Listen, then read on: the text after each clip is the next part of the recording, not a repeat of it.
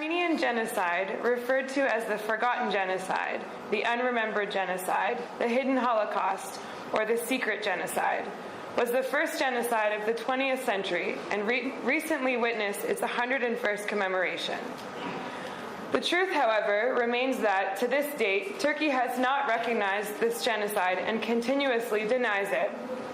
For this reason, the narrative of the genocide and the attempt to prove it have become crucial and innate drives that continue to be transmitted among generations of Armenians in different regions. The trauma, deportation, and displacement that ancestors of Armenians were subjected to are a part of Armenians' identity, and that is why visual and oral memories are given high importance. For over the years, Armenians all over the world have used different means to gather sufficient evidence and demand justice from Turkey. One major proof, however, does not come from published newspapers or from sources made available to the public, but from bits and pieces of fragmented words, habits, narratives, and even silences that have been witnessed inside the confines of assimilated Armenian households.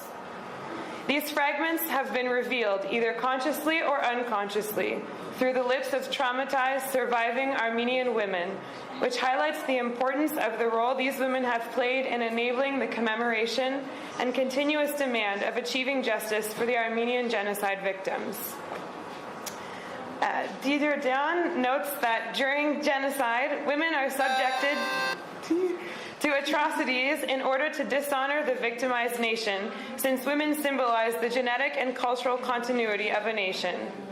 Indeed, during the Armenian genocide, violence directed at female deportees included rape, sexual torture, kidnapping, sexual slavery, and forced marriage. Bared Maronian's documentary, The Women of 1915, draws special attention to the fact that the Armenian genocide was also a gendercide, highlighting the resilience Armenian women practiced in spite of all the horror they underwent. These surviving women not only had to deal with the trauma of witnessing and surviving the horrors of genocide, but also with the challenge of assimilating into new lives in foreign countries. What this paper attempts to show is the major role these minor outlets have played in enabling the transmission of trauma of the genocide through post-memory to third-generation Armenians who, in turn, have taken upon them not just to practice Armenian rituals and tell the genocide narratives in their household, but to transfer their post-memorial trauma through creative means such as writing poetry and memoirs, creating paintings and other forms of art, which acts as reminders and tools to demand justice. The first example of post-memorial transmission of genocidal trauma is evident in some of the works of Peter Balakian, a third-generation Armenian-American writer. A part of his literary work is based on the disjointed fragments of his grandmother, namely Nafina's quasi-unconscious transfer through the web of stories she narrated to him, her companion, her captive audience, and her beloved witness. Nafina, along with the survivors of Armenian genocide, underwent trauma. Silence marked her sole method of survival, and when attempting to express her trauma, she ended up with non-linear and non-chronological narratives, which were heard by her listener, Balakian. Her stories, dreams, and flashbacks were the only way she knew to speak to him about something she wanted to say, but couldn't say in any other language to a boy, her eldest grandson. These stories shed light on the layers of her repressed trauma, which resulted from having been a survivor of one of the most brutal genocides of the 20th century. These narratives enchanted Balakian with their ambiguity, perplexing his mind and awakening him with a trans-historical experience which was to resurface only after he became a poet. Nafina's stories were remnants of a past that was no longer a tangible reality when Balakian was growing up. For he was not only unaware of the occurrence of the Armenian genocide, but also oblivious of the existence of a historical homeland far from his place of birth. And he neither spoke nor understood the Armenian language, except for some words that blended with English. Since there was no picture of the old country in their house, and since Balakian didn't have one etched in his mind, the old country came to mean his grandmother. Whatever it was, she was. Whatever she was, it was. This was a crucial statement to highlight since it sheds light on the bond between Nafina and Armenia and opens a gateway to understanding its significance in creating, however unconsciously, a bridge between Balakian's assimilated present and his silenced trans-historical past. In fact, Balakian has first-hand experience with what Marianne Hirsch would later term post-memory. Through her studies on the Holocaust, Hirsch has come to believe that the memory of trauma can outlive its immediate victim and exist as another form of memory through second and third generations. What is interesting is the fact that Balakian had already encountered post-memory and had voiced it through his literary work before the term was coined and prior to its emergence as a theory in the early 1990s. When Balakian wrote his first poem to his grandmother at the age of 23, he did not have any ulterior motives to write about a people with whom he did not associate, or a genocide of which he was in ignorance. But somehow, out of collision of language with personal memory, had come something larger. This was made possible through Nafina. According to Hirsch, post-memory describes the relationship that the generation after those who witness cultural or collective trauma bears to the experiences of those who came before, experiences that they remember only by means of the stories, images, and behaviors among which they grew up. But these experiences were transmitted to them so deeply and effectively as to seem to constitute memories of their own right. Post-memory's connection to the past is thus not actually mediated by recall, but by imaginative investment, projection, and creation. In his poem, First Nervous Breakdown, Newark, 1941, Balakian, years after Nafina's nervous breakdown, verbalizes Nafina's post-traumatic stress disorder by attempting to recreate her feelings of loss and confusion. Although in real life, no one could access Nafina's internal state of PTSD because she herself could not comprehend her situation. The poem is written in short lines in an attempt to reflect the anxious state of mind of a traumatized person. Furthermore, in a series of poems in his collection, Sad Days of Light, Balakian uses several patterns related to food in order to conjure the Armenian genocide. Once again, his grandmother plays a crucial role, since by reminiscing his childhood experiences of cooking with his grandmother, he develops a deeper understanding of the significance of cooking and the symbolic value it entails. For it instigates deep cultural bonds and raises a consciousness of ethnic identity. Food, then, in Balakian's poetry, becomes another means of post-memorial expression, since he focuses on culinary images in order to evoke the trans-historical trauma of genocide. By relating food to the Armenian genocide, Balakian implies that commemorating the trans-historical Armenian experience is as indispensable as the consumption of food, for both an aim to ensure survival. On a literal level, the consumption of food maintains biological survival.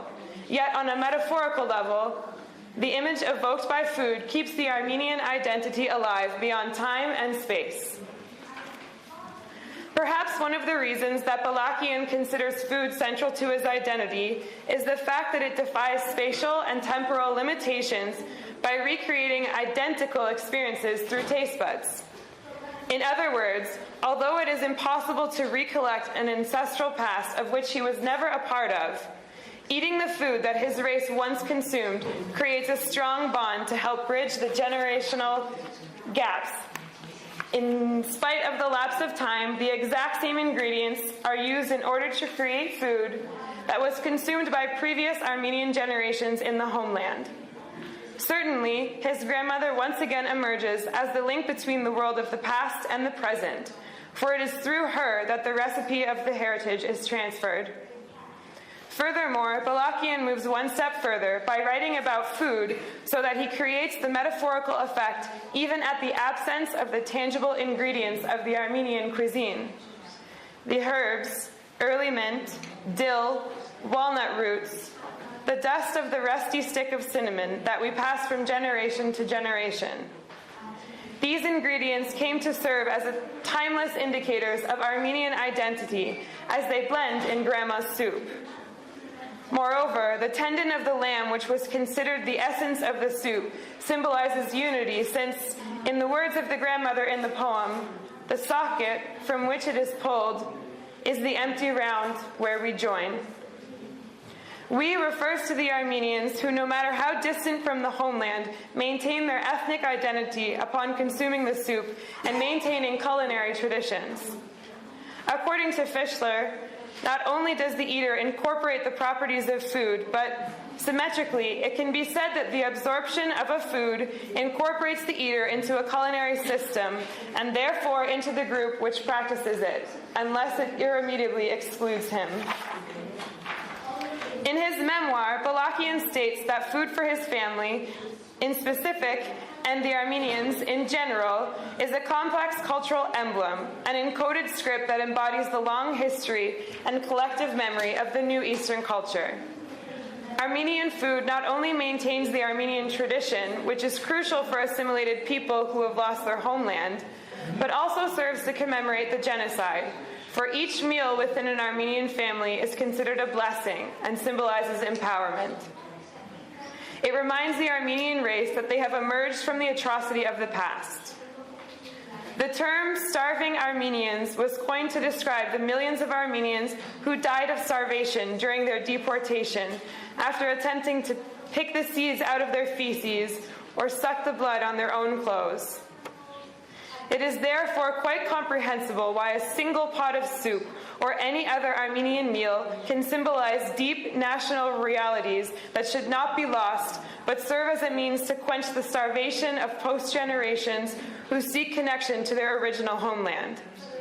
That is why, when Nefina allows Balakian to be a part of the process of cooking an Armenian meal, she gives him access to the world of the past, which allows him to reconnect to his ancestors and smell their presence in his hands. He writes, "Now I realize that my grandmother's stories hibernated in me until I was ready to understand them fully. Or maybe marinated is a better word, since we are people so steeped in food. Yes, marinated. Or is it cured, like grape leaves in brine, or lamb cooked in apricots, walnuts, and pomegranate juice, and left to soften in hardened fat in an earthenware jug, or long slabs of filet mignon packed in garlic and cumin, left to hang in the dark air of a basement." Another example of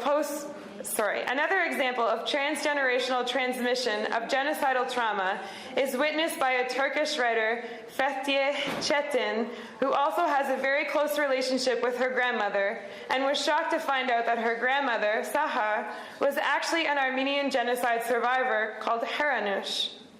Çetin wrote My Grandmother, an Armenian-Turkish memoir, in order to bear witness, to honor, and to grieve for all those who lost their lives, their families, and their homes. She wrote to give a voice to those whom history has silenced. Once again, this book and her cause was made possible through her grandmother, who, towards the end of her life, and after what seemed to be a complete assimilation in Turkey, held on to her Armenian identity and tried to narrate her traumatic experience in broken sentences interrupted by silence. She too chose Çetin as the one witness to whom she wanted to open the curtains that hid her secret, to tell this story she had never shared with a soul. Her trauma was evident through the fact that she has told fragments from her past. She at points detached from her actual world and ceased to hear what was going on around her. Moreover, she physically seemed strained, rocking herself back and forth, portraying a gesture of angst with her hands. Çetin notes that what this woman had lived through defied belief, and after burying these memories for so many years, it taxed her brain to put them into words, to tell the story. This again displays the role these surviving women played in allowing most of the literature and conversation that still revolves around the genocide. For through the stories of these women, these third-generation writers are able to keep the memory of genocide active. Though this paper focuses mostly on the major role of Balakian's grandmother in enabling so much controversial talk about the Armenian genocide 101 years after its execution, it is important to note that all of the other aforementioned third-generation Armenians of hyphenated origins share the commonality of having an Armenian survivor grandmother who in one way or another made their story heard and transferred the pain that they witnessed to their grandchildren, who in turn kept the demand for justice going. In closing, a quote from Hirsch. "Post-memory seeks connection. It creates where it cannot recover. It imagines where it cannot recall. And it mourns a loss that cannot be repaired." Thank you.